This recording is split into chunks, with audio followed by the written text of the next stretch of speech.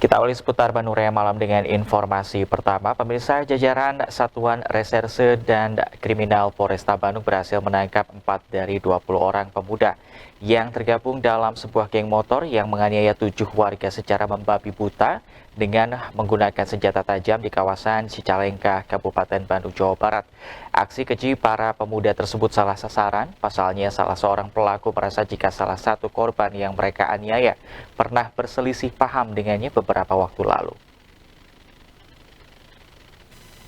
Seperti inilah video amatir yang direkam oleh anggota kepolisian yang memperlihatkan detik-detik sejumlah petugas dari Satuan Reserse dan Kriminal Polresta Bandung berhasil menangkap seorang pelaku penganiayaan berinisial PA yang masih duduk di bangku sekolah menengah atas di kediamannya di kawasan Cicalengka, Kabupaten Bandung, Provinsi Jawa Barat pada Minggu malam 5 Mei 2024.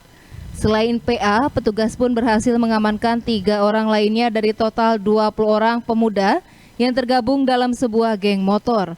Para pelaku tersebut berinisial NA, F, AM, dan PA. Ketiganya diamankan di kediamannya masing-masing atas sangkaan melakukan aksi tindak pidana penganiayaan terhadap 7 orang warga di sebuah bengkel motor di Jalan Raya Bandung Garut, tepatnya di kawasan Cicalengka, Kabupaten Bandung pada Minggu dini hari 5 Mei 2024. Penganiayaan yang merupakan kasus salah sasaran ini bermula ketika salah seorang pelaku berinisial DO yang kini menjadi buronan polisi tengah berkumpul dengan anggota geng motor lainnya di terowongan Cikopo, Cicalengka. Melihat salah seorang warga yang melintas dirasa mirip dengan seseorang yang pernah berselisih paham dengannya dulu, DO kemudian mengajak anggota geng motor lainnya melakukan pengejaran dan memepet motor korban hingga terjatuh dan langsung melakukan penganiayaan. Korban kemudian lari ke sebuah bengkel motor yang bersebelahan dengan warung dan terdapat banyak warga lainnya.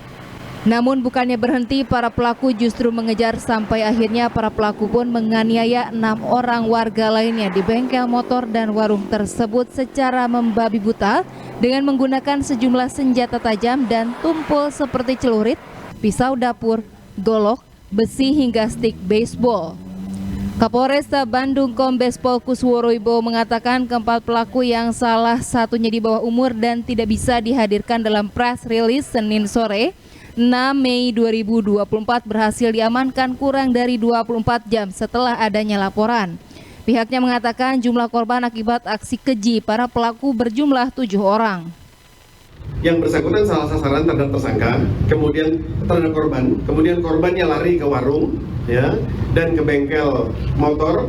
Kemudian di situ ada orang lain yang sedang menunggu dan melakukan membabi buta, termasuk ke korban-korban yang lain. Jadi bukan secara acak, bukan, tapi karena pada saat itu ada orang yang lain, karena membabi buta maka ada orang lain juga yang kena.